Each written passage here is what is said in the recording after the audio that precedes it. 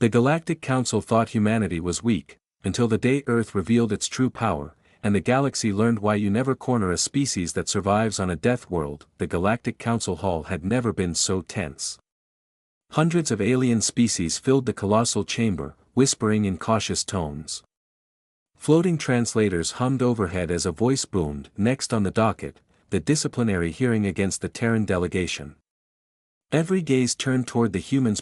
Three figures sat together: Admiral Reyes, the grizzled veteran with iron-gray hair; Ambassador Malik, calm, but visibly holding back fury; and Captain Kaine, silent, focused, and dangerously composed. For years, the Council had mocked humanity, bullied them, sanctioned them. Earth had been labeled a death world, dangerous, unpredictable, and in need of containment.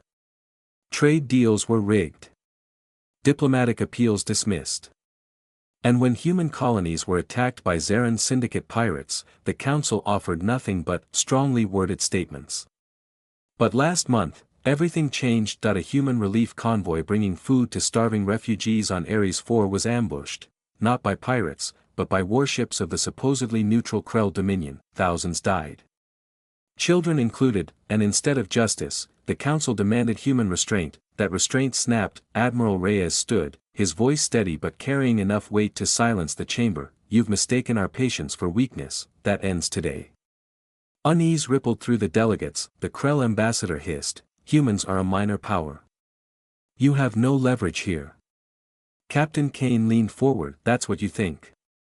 Because 3 weeks earlier, humanity had moved. While the Council saw outdated frigates and a handful of cruisers, they had no idea that half of Earth's real military strength had been hidden for decades in deep space shipyards, far beyond mapped sectors. Humanity had been building, preparing, evolving that AT-0300 Terran standard. The operation began. Stealth ships slipped into Krell territory, orbital defenses collapsed in minutes, comms went dead, spaceports fell silent. By the time the Krell fleet awakened, human carriers were already in position, and they didn't bring nukes, they brought something far more terrifying. Back in the Council chamber, Ambassador Malik tapped a datapad. A massive holographic feed filled the hall. Krell Prime, surrounded by dozens of Terran warships, orbital stations.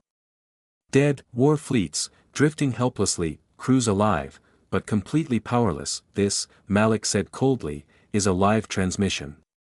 You wouldn't dare. The Krell ambassador shouted. The image shifted. Massive Terran freighters descending into the atmosphere, not with bombs, but with relief supplies. Human soldiers marched out, not to conquer, but to dismantle weapons, destroy slave camps, and deliver food to oppressed species across the Dominion. Admiral Reyes spoke again, voice like steel. We are not here to exterminate anyone.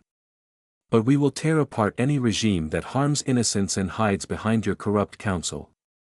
The chamber froze. This wasn't annihilation. It was surgical justice, and that terrified them more than any war. Humanity had just shown something almost no species possessed, the ability to wage total war, and choose mercy instead. A Vadal representative trembled. You can't just enforce law yourselves. This destabilizes the galaxy.